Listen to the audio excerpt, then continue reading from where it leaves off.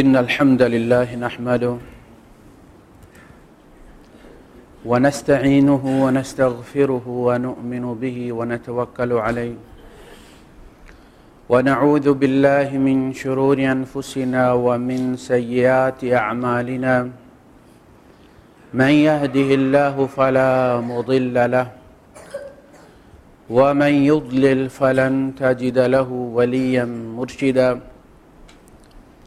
وأشهد أن لا إله إلا الله وحده لا شريك له ولا ضد ولا ند ولا مثيل له ولا مثال له وأشهد أن سيدنا ومولانا ومعلمنا ومرشدنا ومخرجنا من الظلمات إلى النور محمدا عبده ورسوله أرسله الله بالحق بشيرا ونذيرا وداعيا إلى الله بإذنه وسراجا منيرا فقد بلغ الرسالة وأدى الأمانة ونصح الأمة وكشف الغمة فترك أمته على المحجة البيضاء ليلها كنهارها لا يزيغ عنها إلا هالك اللهم صل وسلم على سيدنا ومولانا محمد وعلى آله وأصحابه وأزواجه وذرياته وأهل بيته أجمعين أما بعد فأعوذ بالله السميع العليم من الشيطان الرجيم بسم الله الرحمن الرحيم يا أيها الرسول بلغ ما أنزل إليك من ربك وإن لم تفعل فما بلغت رسالته والله يعصمك من الناس إن الله لا يهدي القوم الكافرين وقال تعالى إنا نحن نزلنا الذكر وإنا له لحافظون وقال تعالى وكذلك أوحينا إليك روحا من أمرنا ما كنت تدري ما الكتاب ولا الإيمان ولكن جعلناه نورا نهدي به من نشاء من عبادنا وإنك لتهدي إلى صراط مستقيم صدق الله العظيم رب اشرح لي صدري ويسر لي أمري واحلل عقدة من لساني يفقهوا قولي آمين يا رب العالمين۔ اللہ پاک نے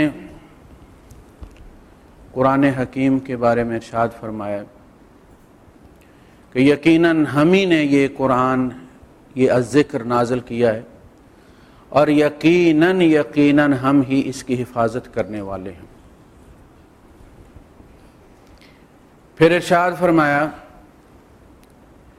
یا ایھا الرسول، اے رسول، اور یہ آپ کے کام کی نسبت سے خطاب کیا ہے، یعنی جو اگلا کام بتایا جانے والا ہے وہ اس خطاب سے تعلق رکھتا ہے۔ اے رسول، آپ وہ پہنچائیے، اس کی تبلیغ کیجئے جو آپ پر آپ کے رب نے نازل کیا ہے۔ بلغ ما انزل الیک من ربک فإن لم تفعل، اگر آپ نے یہ نہ کیا، اس کی تبلیغ نہ کی، فما بلغت رسالتہ، تو گویا آپ نے اس کا پیغام نہیں پہنچایا۔ بات کی اہمیت کی کوئی سمجھ لگی؟ آپ ساری زندگی تقریریں کرتے رہیں لیکن اگر قرآن نہیں پہنچایا تو فما بلغت رسالتہ۔ اب اس سے لوگوں کو تکلیف بھی ہوگی، فرمایا واللہ یعصمک من الناس، لوگوں سے آپ کو اللہ بچائے گا۔ ان اللہ لا یہدی القوم الکافرین، قرآن پہنچ جانے کے بعد رد کر دینے والوں کو اللہ پاک کہیں اور سے ہدایت نہیں پہنچاتا، یہ سنگل سورس ہے۔ پھر ارشاد فرمایا وَكَذَلِكَ أَوْحَيْنَا إِلَيْكَ رُوحًا مِّنْ أَمْرِنَا، اگر ہوتا روحًا بِأَمْرِنَا، ہم نے بھیجی آپ پر روح اپنے حکم کے ساتھ، تو ہم سمجھتے کہ یہ جبرائیل کی بات ہو رہی.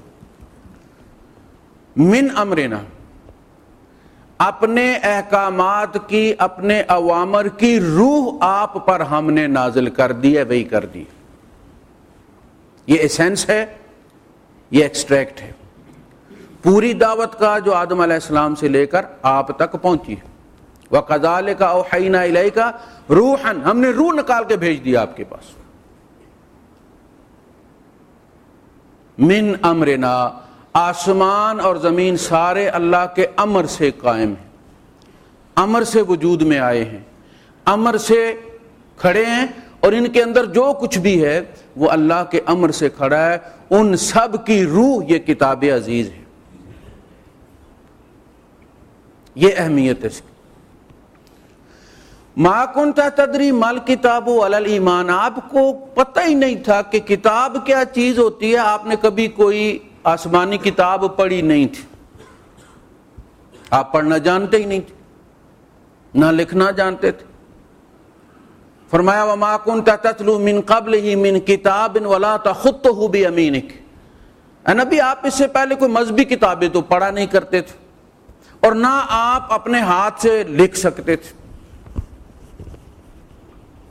ما کنت تدری مل کتاب، آپ کو کوئی پتہ نہیں تھا کتاب کیا چیز ہوتی ہے. ولا الایمان، اور نہ آپ کو یہ پتہ تھا کہ ایمان کس کو کہتے ہیں. ولکن جعلناہ نورا، ہم نے اس قرآن حکیم کو وہ نور بنایا ہے جس نے آپ کی آنکھیں بھی کھول دیں، آنے والوں کی بھی قیامت تک کھولتا رہے. وَلَكِنْ جَعَلْنَاهُ نُورًا نَهْدِي بِهِ مَن نَّشَاءُ مِنْ عِبَادِنَا، اس کے ذریعے ہم جس کو چاہتے ہیں، اس کے ذریعے، یہ سنگل سورس ہے،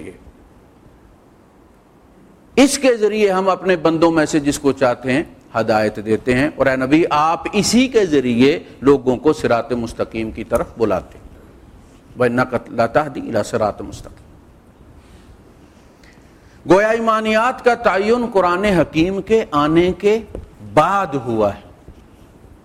یہ جو آرٹیکلز آف فیتھ ہیں ہمارے ساتھ، یہ سب قرآن حکیم کے اندر آئے ہیں. اس کی بنیاد یقین پر ہے، ظن پر نہیں،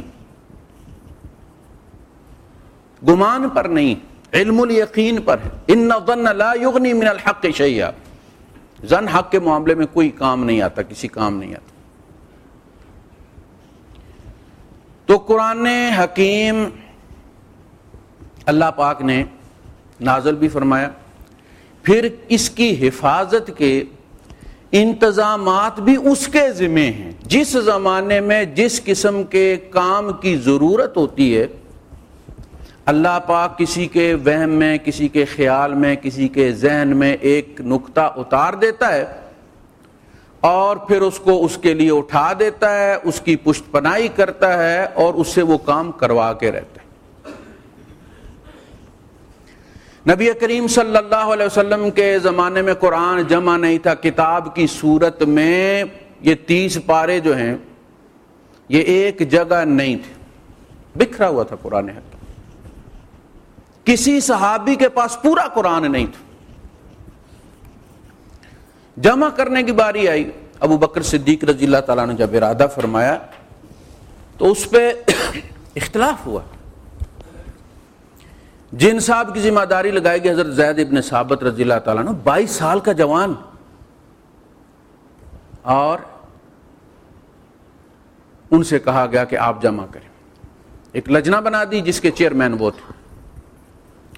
انہوں نے کہا اگر آپ میری ذمہ داری یہ لگائیں کہ یہ احد پہاڑ اٹھا کے دوسری طرف منتقل کرنا تو یہ میرے لیے آسان ہے بنسبت اس کام کے جو آپ میری ذمہ داری لگا رہے ہیں. میں وہ کام کیسے کروں جو اللہ کے رسول صلی اللہ علیہ وسلم نے نہیں کیے. اختلاف ہوا، پھر اتحاد ہو گئی.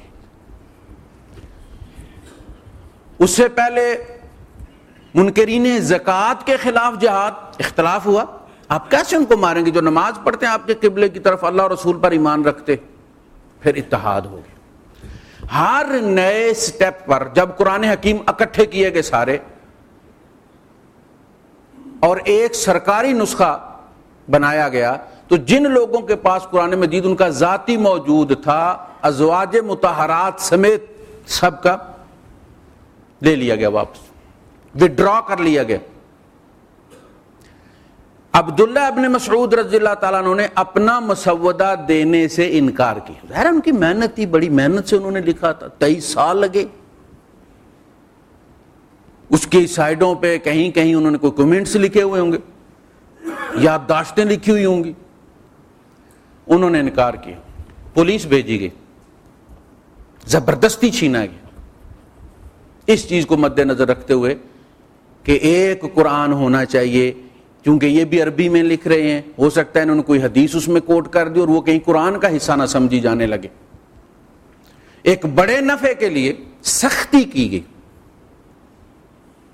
ہر مرحلے پر جب قرات سبع حضور نے اجازت دی اور بعد والوں نے جب دیکھا کہ مسلمان ایک دوسرے کو کافر قرار دینے لگ گئے اس قرات کی وجہ سے، تم یوں پڑھتے ہو تم کافر ہو، تو انہوں نے ساری قراتیں منسوخ کر کے صرف قریش کی قرات باقی رکھی جس میں اصل میں قرآن نازل ہوا تھا، باقی ساری سہولیات تھیں، سہولت دی گئی تھی کہ ٹھیک ہے اس طرح بھی، لیکن جو سرکاری زبان تھی قرآن حکیم کا جو لہجہ تھا وہ تھا جو نبی کریم صلی اللہ علیہ وسلم کی قوم کا تھا اور جو آپ کے قبیلے کا تھا۔ بڑے پیارے شعر ہیں پنجابی کے، چونکہ وہ بات آ گئی نبی کریم صلی اللہ علیہ وسلم کے لہجے کی اور آپ کے قبیلے کی، تو بلے شاہ کے یہ اشعار ہیں۔ وہ کہتے ہیں رخ جدوں بولدا بور وچوں بولدا، رخ میں جو جوانی ہوتی ہے، جو طاقت ہوتی ہے نا، اس کا بور بتاتا ہے جب وہ لگتا ہے کہ اس میں کتنی جان ہے۔ رخ جدوں بولدا بور وچوں بولدا،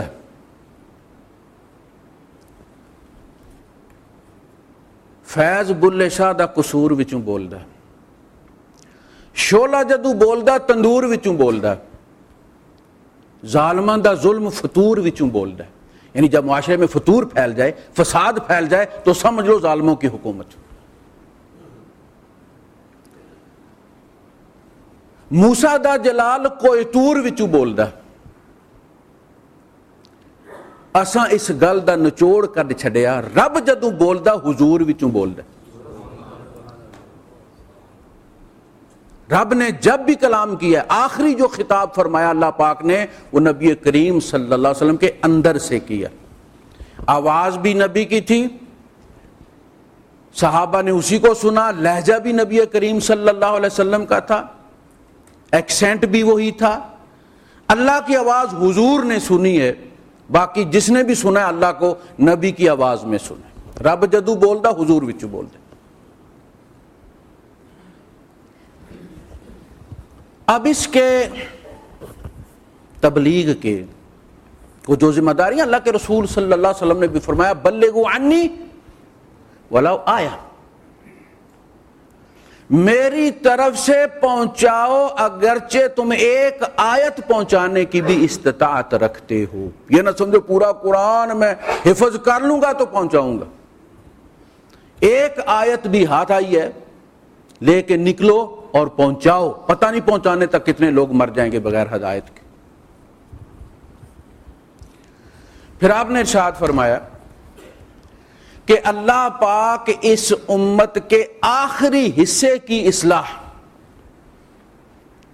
آخری حصے کی اصلاح بھی اسی چیز سے کرے گا جس چیز سے اس امت کے پہلے حصے کی اصلاح کی تھی۔ اس کا مطلب یہ ہے کہ جس طرح اس امت کا پہلا حصہ گمراہ تھا، سب کچھ قرآن حکیم کے ذریعے کیا گیا، اور وہ جو تینوں کام میں کوٹ کروں گا شاہ ولی اللہ دہلوی رحمۃ اللہ علیہ نے گنوائے ہیں، قرآن کے مقاصد، جس طرح وہ گمراہ تھے، اس امت کا آخری حصہ بھی اسی طرح ہو جائے گا، اور اس کا علاج بھی یہی دوا ہے، قرآن۔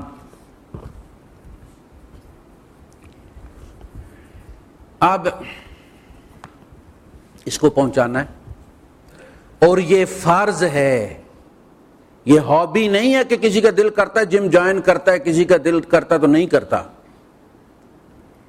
یہ بحیثیت امت محمدی علی صاحب الصلاۃ والتسلیم، یہ ہمارے فرض ہے، ہمیں اس لیے امت کا خطاب دیا گیا وَكَذَلِكَ جَعَلْنَاكُمْ أُمَّةً وَسَطًا لِتَكُونُوا شُهَدَاءَ عَلَى النَّاسِ وَيَكُونَ الرَّسُولُ عَلَيْكُمْ شَهِيدًا۔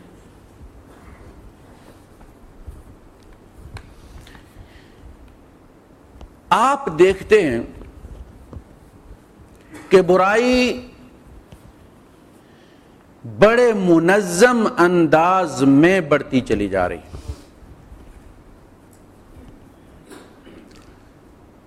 اور اس نے اپنے پھیلاؤ کے لیے کچھ میڈیمز، کچھ ذرائع چن رکھے۔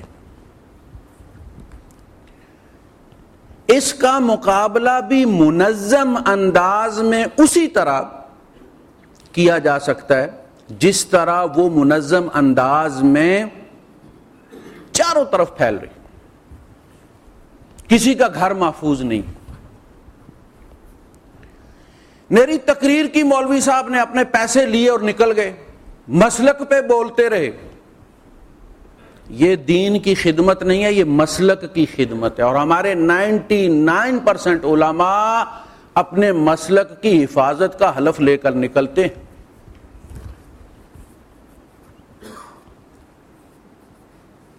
اسیر مالٹا جب واپس تشریف لائے تو آپ نے اس وقت کہا کہ میں نے قید کی تنہائیوں میں جتنا سوچا ہے کہ مسلمانوں کی اس پستی اور اس زوال کا سبب کیا ہے، یہ قوم اللہ کی نظروں سے کیوں گر گئی، تو میں اس نتیجے پر پہنچا ہوں کہ اس کے اسباب دو ہیں، ایک فرقہ پرستی اور ایک قرآن سے دوری، اور میں یہ تہیہ کر کے آیا۔ پھر انہوں نے کہا کہ فرقہ پرستی بھی اصل میں قرآن سے دوری کا سبب ہے، نتیجہ ہے اس کا، یعنی اگر ہم قرآن کے قریب چلے جائیں تو یہ آٹومیٹکلی ختم ہو جائے، تو ایک سبب ہے۔ لکھتے ہم نے ساری زندگی ضائع کر دی اس بات پر محنت کرتے ہوئے کہ ہمارا مسلک 100% درست ہے، جس میں کسی خامی یا خطا کا بھی امکان ہے،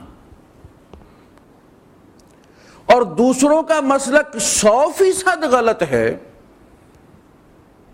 اگرچہ اس میں کچھ صحیح ہونے کا بھی امکان ہے۔ ساری زندگی ہم یہی پڑھتے پڑھاتے رہے اور پھیلاتے رہے۔ میں طے کر کے آیا کہ قرآن کے دروس کو عام کیا جائے گا، بچوں کے لیے حفظ اور بڑوں کے لیے دروس، ان کی تربیت قرآن کے ذریعے۔ اور احمد علی لاہوری صاحب 40 سال مسلسل اس بات کو پکڑ کر درس قرآن دیتے رہے، لیکن اس کے بعد اندھیرا ہے۔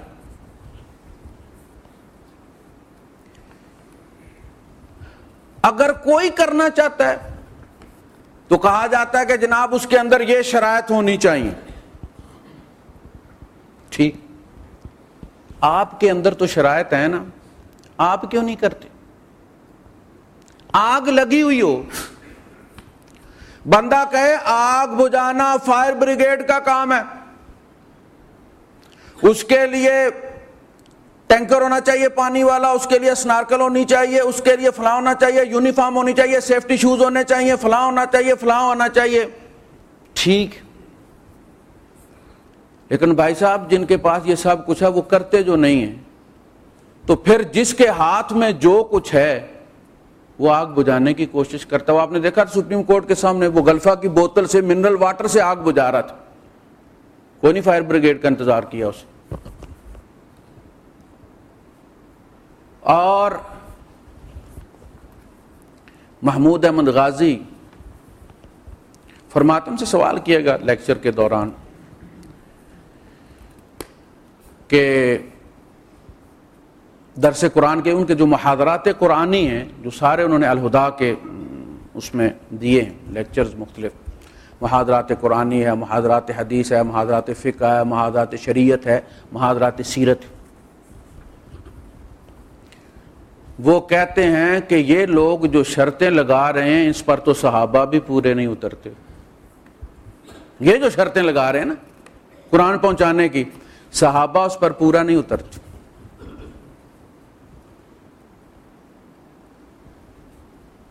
ہم نے جو مدارس بنا رکھے حفظ کرواتے ہیں، 70,000 بچہ ہمارے وفاق المدارس سے جو دیوبند کا ہے، 17,000 بچہ ہر سال نکلتا ہے حفظ کر کے. حفظ کرنا اور بات، پھر تراویح سنا لینا، پیسے لے لینا، روٹی کما لینا، یہ اور بات ہے. قرآن کی تبلیغ اور بات ہے.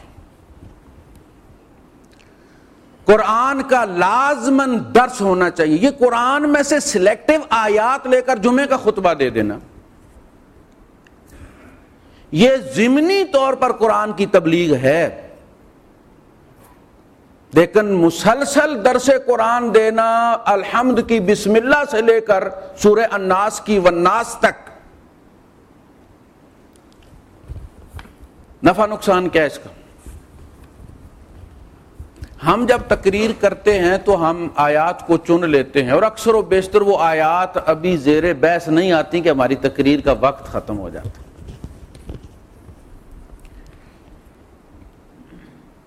لیکن ہمارے اندر جو خامیاں ہیں وہ زیر بحث نہیں آتی.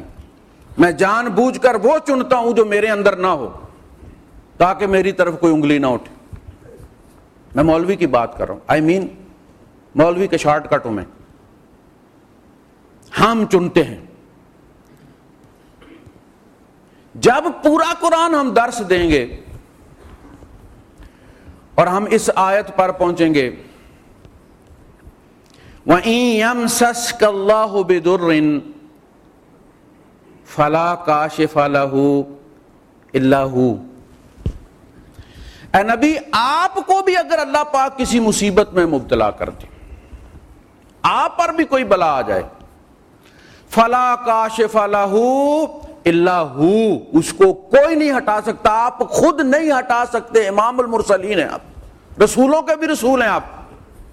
اس بلا کو آپ نہیں ہٹا سکتے الا ہو، جب تک وہ نہ ہاتھ ڈالے، وہ نہ ہٹائے. جب ہم یہ درس دیں گے تو ہم کچھ لوگوں کی طرف انگلی اٹھائیں گے کہ وہ شرک کرتے ہیں، وہ دوسروں سے مدد مانگتے ہیں، وہ دوسروں سے مشکل کشائی کرواتے ہیں.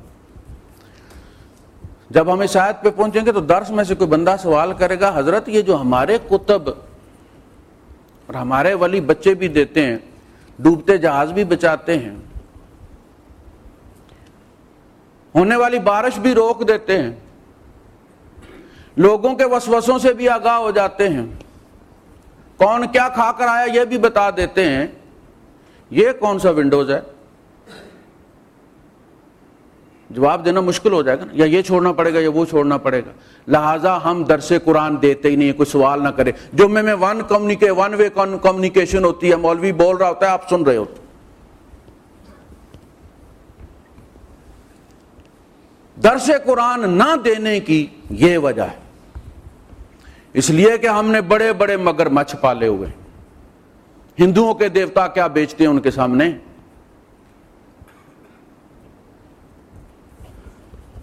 لیکن اللہ پاک کی حکمت ہے، وہ متعصب نہیں ہے، وہ اپنی حکمت کے تحت اپنے مقاصد کو پورا کرتا ہے. واللہ لطیف بعبادہ، وہ اندر جا کر اپنا کام کروا لیتے. فرعون سے پلوایا حضرت موسیٰ علیہ السلام کو کہ نہیں، وہ قتل کرنا چاہتا تھا، فرمایا پال، تو پال. اس نے پالا. اس حکمت کے تحت اچھا اس نے جو میڈیا چنا ہے جو برائی نے آگے بڑھنے کے لیے، سب سے پہلے پیسے والے لوگ، اشرافیہ، ایلیٹ کلاس، ایک رات میں 3500 کے برگر کھا جانے والے، اور ان میں سے بھی ان کی عورتوں پر ہاتھ ڈالا اس نے. امیر اور پھر عورتیں. اور عورت کے بارے میں آپ کو پتا ہے کہ یہ منوا کے رہتی ہے، بیٹی ہو، بیوی ہو یا ماں ہو، یہ پیچھے لگی رہتی ہے. ہر گھنٹے بعد پھر پوچھتی ہے پھر کیا سوچا ہے، کہتے میں جواب دے چکا ہوں. پھر آدھا کہ آپ کھانا کھا رہے ہیں، لقمہ منہ میں، پھر وہ کہے گی پھر کیا سوچا ہے. آپ سونے جا رہے ہیں، نیند آ رہی، وہ کہے گی آپ سے ایک کام کہا تھا. جب تک آپ کہیں گے نہیں وہ بابا کر لو جو تم نے کرنا ہے، تب تک پیچھا نہیں چھوڑتی، کروا کے رہتی. اللہ کے رسول صلی اللہ علیہ وسلم نے فرمایا یہود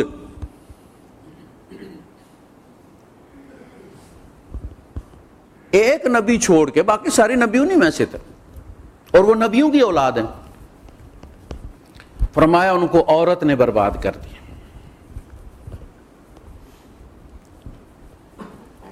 امیر آدمی اور عورت، یہ میڈیا ہے برائی پھیلانے کا.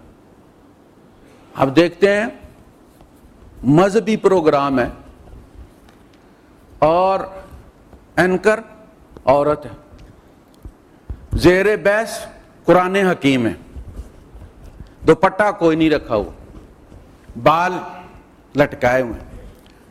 کہتی ہے کہ لوگ روتے ہیں، سکون نہیں ہے، اطمینان قلب نہیں ہے. ان میں کیسے سکون اور اطمینان آئے گا جب تک کہ یہ قرآن ان کے اندر نہیں جائے گا. اور بات ساتھ بڑی ادا سے بال بھی پیچھے کریں، جب تک ان کے اندر قرآن نہیں جائے گا ان کو سکون کیسے آئے گا. اس نے عورت کو چنا. اب ضروری یہ تھا کہ اس سے یہ ہتھیار چھینا جائے، صرف چھینا نہ جائے، اسی کو اس کے خلاف استعمال کیا جائے، امیر آدمی کو اور عورت کو. ہم علماء نے کبھی اس طرف غور نہیں کیا، ہم ایک مافیا بن گئے، انڈسٹری. اپنے مقاصد کے لیے زیادہ زمین الاٹ کروانے کے لیے مدارس کی تعمیر. شاہ فیصل کالونی میں ایئرپورٹ کے پاس کوئی عمارت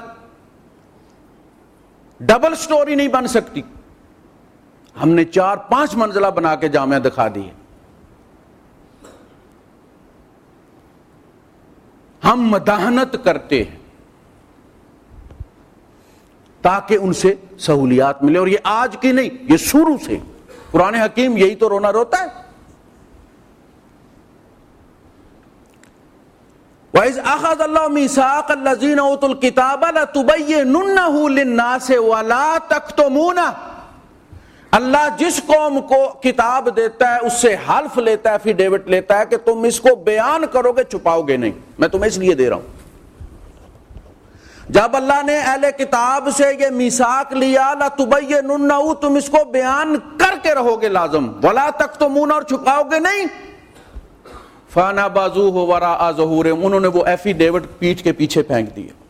وَاشْتَرَوْا بِهِ ثَمَنًا قَلِيلًا، اور اس کے بدلے، اس کو چھپانے کے بدلے انہوں نے ثمن قلیل لی، یعنی دنیا انہوں نے اختیار کی. سٹیٹس کو ہم اس سے باہر نکلنے کے عادی نہیں، نکلنا نہیں چاہتے ہم، اور جو نکلتا ہے اس کی ہم ٹانگیں کھینچتے ہیں اس لیے کہ یہ کہیں ہم کو ایکسپوز نہ کر. لوگوں کو یہ نہ خیال آ جائے کہ یہ کام کر رہے ہیں، یہ کیوں نہیں کرتے.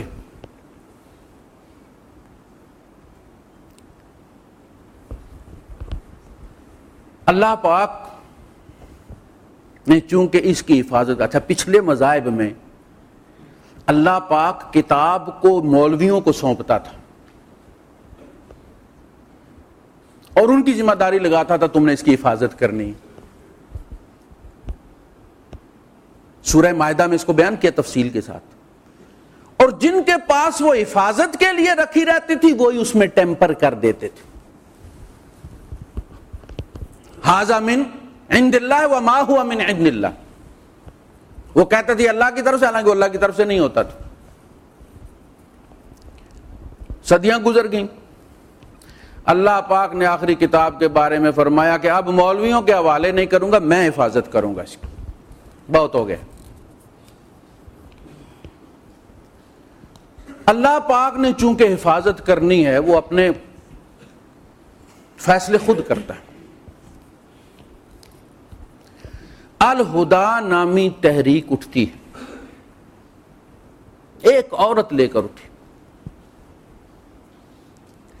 یہ بات میں نے پہلے بھی ایک دفعہ کہی تھی، میں آج بھی بڑی ذمہ داری کے ساتھ آپ سے یہ کہتا ہوں کہ حضرت عائشہ صدیقہ رضی اللہ تعالی عنہا کے بعد،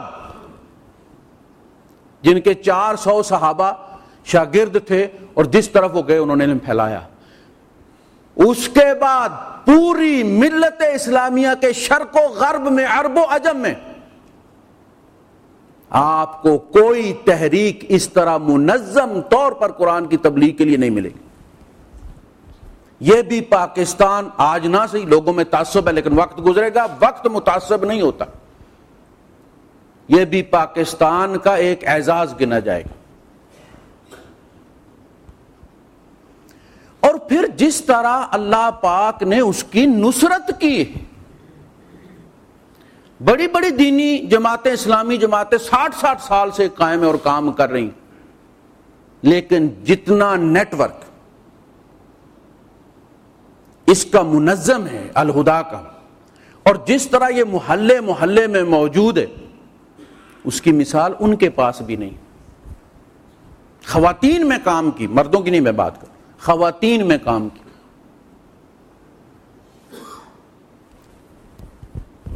ہم نے مدرسے میں بھیجی، میری اپنے خاندان کی بچیاں 2 مدارس میں ذکر کرتا رہتا ہوں، 6 سال لگا کے آئی ہوں. وضو کا طریقہ، غسل کا طریقہ، کس چیز پہ غسل فرض ہوتا ہے، کس چیز پہ واجب ہوتا ہے، سنت غسل کیا ہے، فرض غسل کیا ہے، واجب غسل کیا ہے، یہ مسائل پڑھ کے وہ آئی. ایک تو تجوید بھی ان کی ٹھیک نہیں. ہمارے مدارس میں قرآن حکیم کو وہ مقام دیا ہی نہیں گیا. بعد میں، بہت بعد میں جا کر اس کی باری آتی ہے.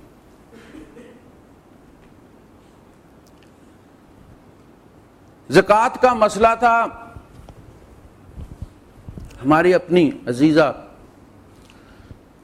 فارغ ہو کے آئی ہیں، تازی تازی شادی کی ان کی، داج میں جو لے کر گئی تھی وہ جہیز میں کمبل وغیرہ، تو ان کو کسی نے بتایا کہ اس پر بھی زکوٰۃ ہے. اچھا، زکوٰۃ جو ہے اس کا نصاب مقرر ہے جن چیزوں پر ہے. سونے پر ہے تو کتنا، چاندی پر تو کتنا، عشر ہے تو کتنا، 20واں ہے تو کتنا، اونٹ ہیں تو ان پہ کتنے اونٹوں کے بعد ایک بکری دینی ہے، پھر کتنے اونٹوں کے بعد ایک گائے دینی ہے، پھر کتنے اونٹوں کے بعد اونٹنی کا بچہ دینا ہے، پھر کتنے اونٹوں کے بعد ایک اونٹ دینا ہے. گایوں میں کس طرح، وہ سب نصاب مقرر ہے.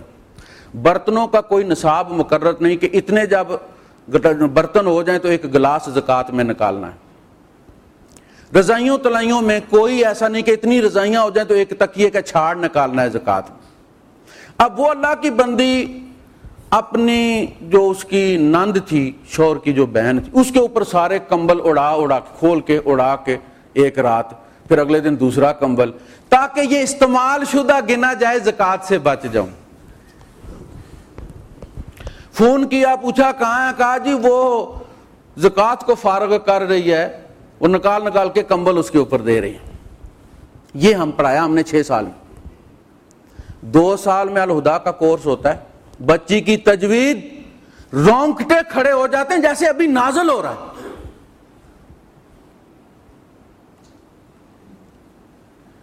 کام چلا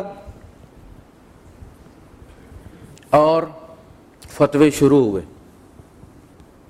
شاہ ولی اللہ دہلوی رحمۃ اللہ علیہ نے ایک کتاب لکھی ہے حجت اللہ البالغہ. اس کا جو اردو ترجمہ آیا ہے وہ بہت کم لوگوں کی سمجھ میں لگتا ہے، اس لیے کہ اس میں اصطلاحات جتنی بھی استعمال کی ہیں، جو ترجمے والے نے بھی استعمال کی ہیں، وہ ساری فارسی اور عربی کی ہیں، بہت کم سمجھ لگتی ہے. مجھے بھی کوئی دے کر گیا کہ اس کو سمجھیں جی اس میں کیا لکھا ہوا، مجھے تو کچھ سمجھ نہیں آتا. وہ کتاب بڑی مایا ناز کتاب ہے. پڑھنے والی، ایسے ہی اس کا نام حجت اللہ البالغہ نہیں لکھا، اللہ کی وہ حجت جو پہنچا دی گئی ہے۔ لکھتے ہیں میں نے جب یہ کتاب لکھنے کا ارادہ کیا تو میں 1 قدم آگے اٹھاتا تھا، 2 قدم پیچھے کھینچتا تھا، مجھے مولویوں سے ڈر لگتا تھا، اس لیے کہ یہ بڑے ظالم ہوتے ہیں، ظلم میں معاصر جو لوگ ہوتے ہیں۔ اب دیکھیں امام بخاری رحمۃ اللہ علیہ پر فتوے نہیں لگے، کفر کا، ارتداد کا فتویٰ، حکومت پیچھے لگی ہوئی ہے، چھپتے پھر رہے ہیں، دعا مانگ کر مرے اللہ پاک سے۔ امام شافعی کو پتھر نہیں مسجد میں مارے گا۔ نیا کام جب بھی آپ کریں گے اور اللہ پاک آپ سے کروائے گا، وہ جو سٹیٹس کو کے عادی ہیں نا جو لوگ روایتی مولوی، وہ پیچھے لگ جاتے، لیکن اللہ پاک اپنا کام کر، جب وقت بیٹھتا ہے، دور گزر جاتا ہے، پھر ہم حوالے دیتے ہیں ان کے۔ ہمارے یہاں یہ ہے کہ ہم ان کو ملک سے بھگا دیتے ہیں۔ فتوے آئے، میں نے فتوے پڑھے، فتوے میں جو وجوہات دی جاتی ہیں میں نے وہ دیکھی ہیں، اس میں کوئی بھی ویلڈ وجہ نہیں۔ دیکھیے کسی کی گمراہی کا اندازہ کرنے کے لیے، چیک کرنے کے لیے اس کے 4 پوائنٹس ہوتے ہیں۔ سب سے پہلے اس کی ایمانیات چیک کی جاتی ہیں کہ ایمانیات میں کوئی آرٹیکل یہ مس تو نہیں کرتا یا مس انٹرپریٹ تو نہیں کر رہا، اس کا ترجمہ تو صحابہ کے خلاف نہیں کر رہا۔ اگر اس کے ایمانیات درست ہیں، تقابل کیا جائے اگر کہ ایمانیات اس کے درست ہیں، ہمارے بزرگوں کو اپنے ایمان کی فکر کرنی چاہیے۔ یہ جو یہ بغلوں میں غوث دبا کے بیٹھے ہوئے ہیں نا، غوث، ان کے آگے لکھا ہوا نشاط، ایکٹیویٹی، جیسے لائسنس پہ لکھا ہوتا ہے کہ یہ دکان ہے، اس میں یہ گراسری ہے، یہ چیزیں رکھ سکتا ہے، یہ ہوٹل ہے، یہ تنور بنا سکتا ہے، نہیں بنا سکتا، یہ کیفیٹیریا ہے، یہ تنور نہیں بنا سکتا۔ اس کی نشاط میں لکھا ہوا ہے کہ یہ دافع بلیات ہوتے ہیں قطب۔ غوث کی بات نہیں ہو رہی، غوث بہت اوپر ہوتا ہے، وہ پربھو کے ساتھ ہوتا ہے اوپر۔ قطب، ہر بستی میں ایک قطب ہوتا ہے، اور یہ بستی کے کیا ہوتے ہیں؟ الفاظ لکھے ہوئے، دافع بلیات، بلائیں دور کرنے والے، اور ان بستی والوں کے ارزاق کا بندوبست کرتے ہیں۔ اور جس بستی میں کوئی مسلمان نہ ہو، اس بستی میں کوئی کافر قطب ہوتا ہے۔ اللہ کتنا مجبور ہو گیا ہے، وہ جو پتھر کے اندر کیڑے کو رزق پہنچاتا ہے، وہ بستی والوں کو رزق پہنچانے میں کتنا مجبور ہو گیا ہے کہ وہ کافر کو قطب بنا کے اس کے ذریعے رزق دے رہا ہے۔ یہ فرت ہاشمی کے عقائد نہیں ہیں، یہ ہمارے رحمت اللہ علیہان کے ہیں۔ یہ جو پودا ہے نا تصوف والا، میں نقشبندی مجددی ہوں، خلیفہ مجاز ہوں، کتابوں میں نہیں پڑھا میں نے کہ اسے اریٹیٹ ہو کے میں کہہ رہا ہوں۔ 2 چیزیں اس میں ہم کبھی ثابت نہیں کر سکتے۔ ایک وہ جو اختیارات کا پیکج بنایا گیا ہے، دیکھیے یہ پیور یوگا ہے، یوگا، اس کا مذہب کے ساتھ کوئی تعلق نہیں ہے۔ ہندوؤں نے اس کو عام کر دیا، یہ سیلف میڈیٹیشن ہے، انہوں نے یورپ تک اس کو پھیلا دیا، ٹی وی چینل اس پر چلا دیے، بڑے بڑے یوگی آپ دیکھیں نا، جو لفظ یوگی ہے ان کا یوگا ہی سے بنا، ہمارے یہاں اس کو جوگی کہتے ہیں۔ جے جوگی کر آوے میرے، مک جان سارے جھگڑے چھیڑے، ہم جوگی کہتے ہیں، یوگی کہتے ہیں۔ یوگا یہ صرف یوگا ہے، سیلف میڈیٹیشن ہے، سکون آتا ہے، ذہنی توازن آدمی کا درست ہوتا ہے، ذہنی قوتیں بڑھ جاتی ہیں بندے کی۔ اس میں مسلمان یا ہندو ہونے کی کوئی شرط نہیں ہے۔ یہ اشرف علی تھانوی صاحب نے خود لکھا اپنی شریعت و طریقہ کہ بعض دفعہ ہندو ہم سے آگے نکل جاتے ہیں، کیونکہ کنسنٹریشن کرنے کے لیے ہمارے پاس صرف خیال ہوتا ہے، ہم لکھ لیں گے سامنے اللہ اور اس پہ کنسنٹریٹ کریں گے، ہمارا صرف خیال ہوتا ہے، ان کے سامنے ہوتی ہے مورتی بنی ہوئی، ان کی کنسنٹریشن، اس لیے کیا کہتے ہیں کالے جادو کا توڑ کوئی نہیں۔ یہ جادو وہی یوگا سے نکلتا ہے، ان قوتوں کو مس یوز کرنا جادو ہے، اس کو استعمال صحیح کرنا روحانی علاج آپ اس کو کہتے ہیں۔ دو چیزیں، ایک تو یہ جو پیکج ہے نا، جو یہ کر لیتا ہے، یہ ابدال، ولی، ابدال، قطب، غوث، اس کے بعد آگے بہت پوری کیبنٹ ہے۔ اسلام قرآن میں اس کا کوئی تصور رد کرتا ہے، قرآن اس قسم کے تصور۔ وہ جب نبی کو کہہ رہا ہے کہ نبی آپ اپنی بلا خود دور نہیں کر سکتے، اور سورہ انبیاء میں سارے نبیوں کی بلائیں ذکر کر کے کہا کہ اس نے پھر ہمیں پکارا۔ وَنُوحًا إِذْ نَادَىٰ مِن قَبْلُ، 950 سال تبلیغ کرنے والے نوح علیہ السلام، 950 سال پتھر کھانے والے، نَادَىٰ رَبَّهُ، اپنے رب کو پکارا انہوں نے، اپنی بلا خود دور نہیں کر سکتے۔ ایک تو اس چیز کا کوئی جواز نہیں۔ ہم کہتے ہیں، ہم حدیث احسان پر جب ہم بیان کرتے ہیں نا، اس کی فیور میں مضمون لکھتے ہیں، تو کہتے ہیں وہ جو کہا تھا کہ ان تعبد اللہ کأنک تراہ، تو اس طرح اللہ کی بندگی کرے جیسے گویا کہ تو اس کو دیکھ رہا ہے، تو اس کو حاصل کرنے کے لیے ہم یہ کرتے ہیں حدیث احسان۔ اس کا جواب یہ ہے کہ اس حدیث احسان میں اختیارات بھی بتائے گئے تھے کہ یہ کتب دافع بلیات ہوتے ہیں، بستیوں کے رزق کا بندوبست کرتے، یہ کہیں کسی حدیث کسی آیت میں آیا ہے؟ آپ تو چھینکتے بھی آیت کے ساتھ ہیں، حدیث کے ساتھ ہیں، ان پیکیجز کا، ان اختیارات کا کس حدیث میں ذکر آئے؟ ایک بات۔ دوسری بات، ہمارا ایک فرقہ یہ کہتا ہے کہ 6 صحابہ کے سوا باقی سارے مرتد ہو گئے تھے، نعوذ باللہ ثم نعوذ باللہ۔ ہم نے ان کو بھی پیچھے چھوڑ دیا ہے۔ یہ حدیث احسان اگر واجب تھی، خدا کو دیکھنا واجب تھا اس دنیا میں، تو آپ اندازہ کریں کہ نبی کریم صلی اللہ علیہ وسلم کے صرف 2 صحابہ اس مقام کو پہنچے ہیں۔ 2 صحابہ، حضرت ابوبکر صدیق رضی اللہ تعالیٰ عنہ، حضرت علی رضی اللہ تعالیٰ عنہ۔ 4 سلسلوں میں 3 حضرت علی سے جا کے ملتے ہیں، 75% تصوف ان کا ہے، 25% ابوبکر صدیق رضی اللہ تعالیٰ عنہ کا۔ نقش بندیہ سلسلہ ان سے چلتا ہے، ان سے چلتا نہیں ہے، یہ شجرہ طیبہ نہیں ہے، یہ شجرہ کاذبہ ہے۔ خلفائے راشدین، عشرہ مبشرہ، اصحاب بدر، بیت رضوان والے سارے محسن تھے، واللہ یحب المحسنین۔ رب ان سے راضی ہو گیا، وہ محسن نہیں بنے۔ یہ بہت بڑا جھوٹ ہے۔ اور پھر اگر 75% محسن حضرت علی رضی اللہ تعالیٰ عنہ تھے، 3 سلسلے ان سے نکلتے ہیں، تو خلافت پہلے ان کا حق بنتا تھا۔ ابوبکر صدیق رضی اللہ تو 25% والے۔ یہ 2 چیزیں ہیں، اس کی کوئی بنیاد نہیں ہے، یہ سلسلہ ان تک نہیں جاتا۔ اور یہ جو پیکج ہے ان کی قوتوں کا، شکتیوں کا، یہ دیوتاؤں کا پیکج ہے، یہ یوگا ہے، کہو یہ یوگا ہے، یہ سیلف میڈیٹیشن ہے، یہ اس کے یعنی ایمانیات۔ اگر ہم کہیں فرت ہاشمی الہدا ورسز العلماء، تو اس کا عقیدہ وہ ہے جو نبی کریم صلی اللہ علیہ وسلم کا تھا، جو قرآن کا تھا، جو ابوبکر صدیق رضی اللہ تعالیٰ عنہ کا تھا۔ اس نے کوئی اضافہ نہیں کیا، ایمانیات میں وہ اوپر ہے ان سے، فتوے والوں سے۔ اگلی بات، فرائض۔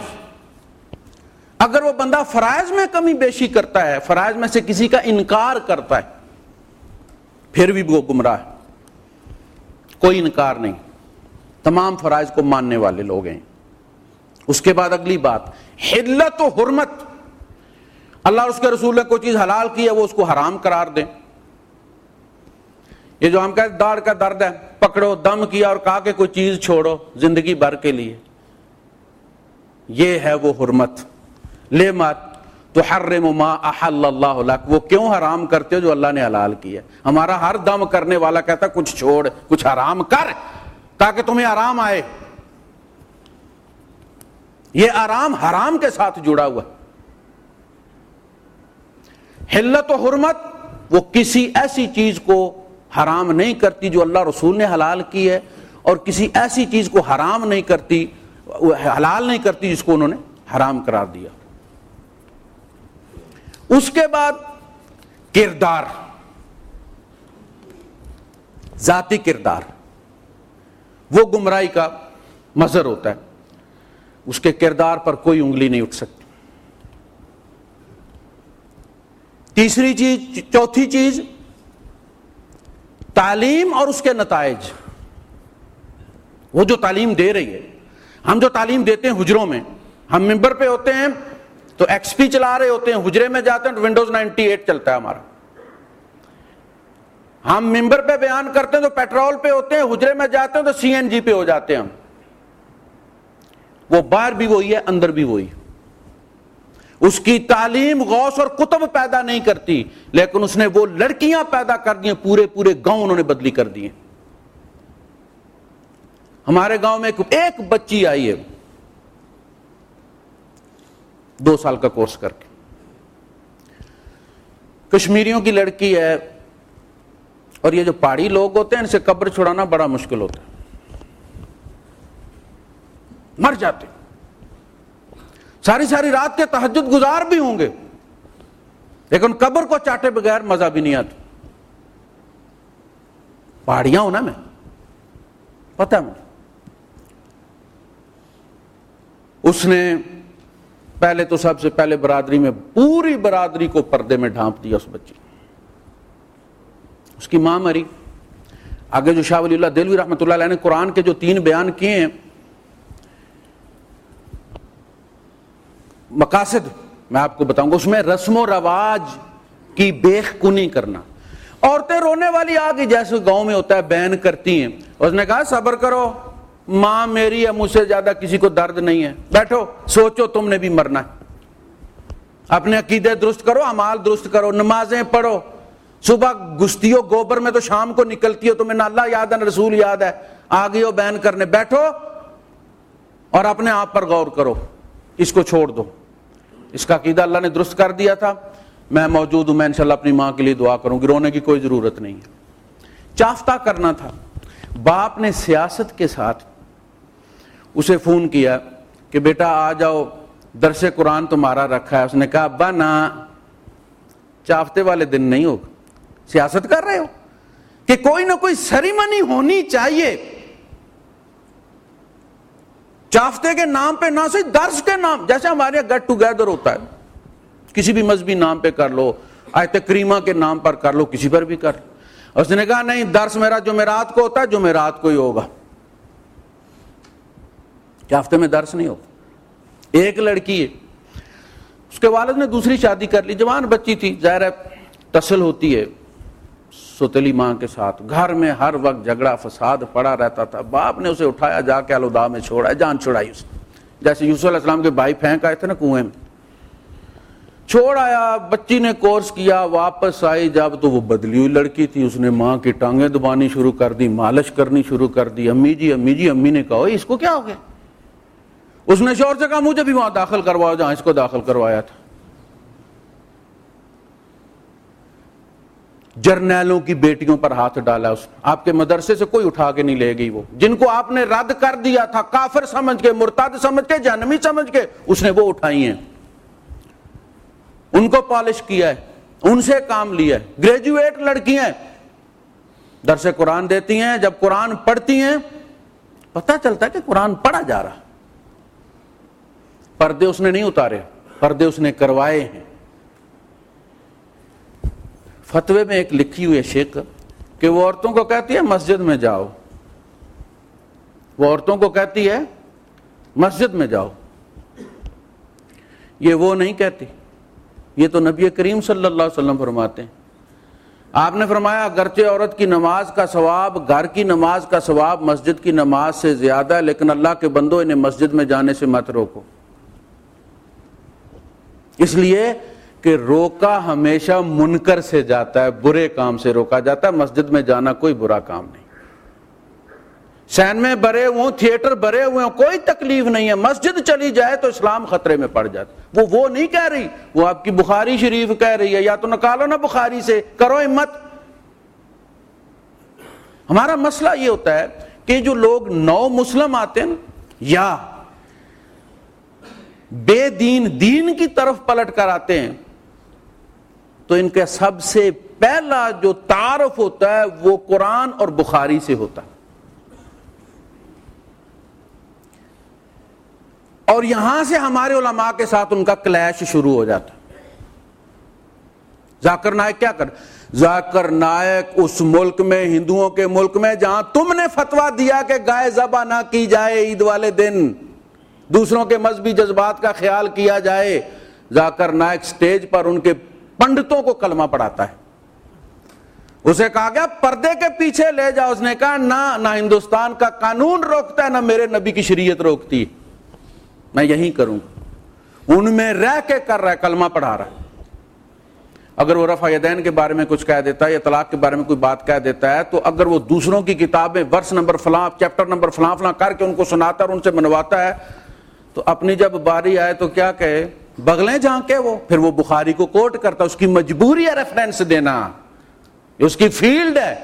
وہ کہے کہ اسلام بے ریفرنس ہے، یا وہ وہاں گھنٹے کا لیکچر دے ان کو یہ سمجھانے کے لیے کہ سنت کیا ہوتی ہے، حدیث کیا ہوتی ہے، فقہ کیا ہوتی ہے۔ وہاں تو سوال ہے، اس کا جواب، اور سامنے ہندو کھڑا ہوتا ہے، عیسائی کھڑا ہوتا ہے، آپ کو ریفرنس دینا ہے، اس کے کام کو نہیں دیکھنا کہ کتنا بڑا کام کر رہا ہے۔ وہ چھوٹی سی بات کو پکڑ کے یہ کہنا ہے کہ یہ اس میں خرابی ہے۔ اور کہتا کون ہے؟ وہ پشتو کی ایک مثال ہے کہ بھینس گائے کو تانا دے رہی ہے کہ تمہاری دم کالی ہے۔ جو ساری کالی ہے وہ گائے کو تانا دے رہی ہے تمہاری دم کالی ہے۔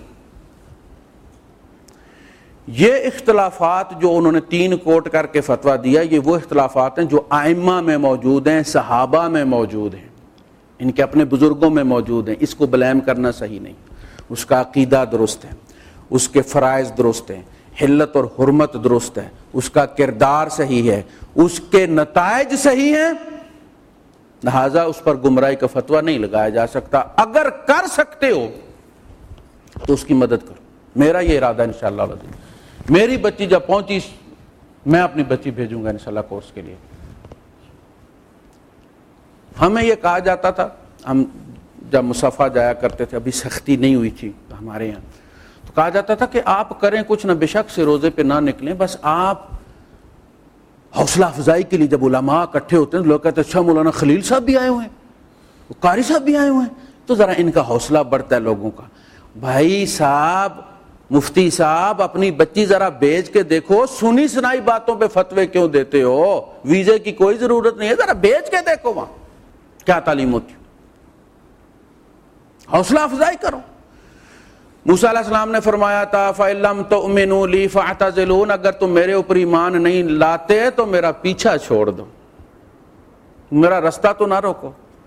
تم اگر نہیں مانتے تو نہ مانو، مگر پیچھا تو چھوڑ دو۔ بہت سارے جگہیں ایسی ہیں جہاں تمہارا فتویٰ چلنا چاہیے۔ یہ جو مسجدیں اڑائی جا رہی ہیں، خودکش ہو رہے ہیں دھماکے، نہ بچہ نہ عورت، 6 سال کی 5 سال کی بچیوں کو استعمال کیا جا رہا ہے، اس کے بارے میں فتویٰ کوئی نہیں بولتا، اس لیے کہ اسے ڈر لگتا ہے، وہ مار بھی جاتے ہیں۔ تو یہ الہدیٰ ان مقاصد کو پورا کر رہی ہے جو اس دور میں ضروری ہے۔ امیر لوگوں کو ٹارگٹ کرنا، ان کی عورتوں کو ان کے ذریعے گھر بدلنا، ان کے ذریعے گھر بدلنا، اور وہ گھر بدل رہے ہیں۔ اللہ پاک الہدیٰ والوں کی مدد فرمائے، نصرت فرمائے، قائم و دائم رکھے، اور ہمیں ان کے لیے مدد اور دعا کی توفیق عطا فرمائے۔ وآخر دعوانا الحمدللہ رب العالمین۔